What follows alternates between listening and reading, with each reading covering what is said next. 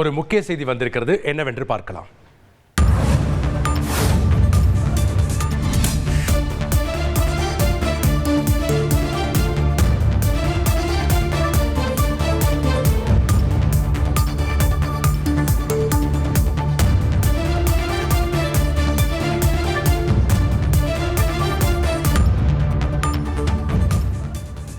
பாகிஸ்தானுடைய வான் பரப்பை தவிர்த்திருக்கிறது பிரதமர் மோடியினுடைய விமானம். கூடுதல் விவரங்களை வழங்க இணைகிறார் செய்தியாளர் சதீஷ் முருகன்.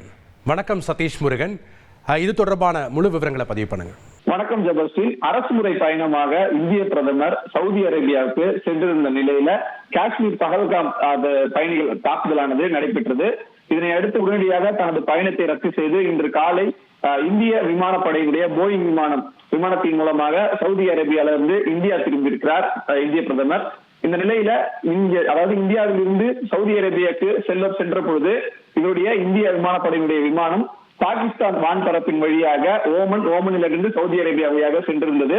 இந்த சூழ்நிலையில தற்போது இந்த தாக்குதல்கள் பாகிஸ்தான் தீவிரவாதிகளுக்கு தொடர்புடையது என்று கருதப்படுவதால் திரும்பும் வழியில பாகிஸ்தான் வான்பரப்பை இந்திய பிரதமர் தவிர்த்திருக்கிறார். அவருடைய விமானம் தவிர்த்திருக்கிறது.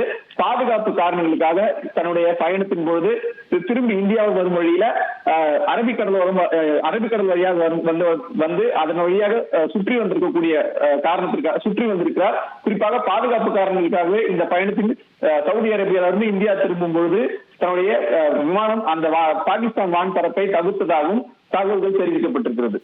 நன்றி சதீஷ் முருகன், உங்களுடைய தகவல்களுக்கு.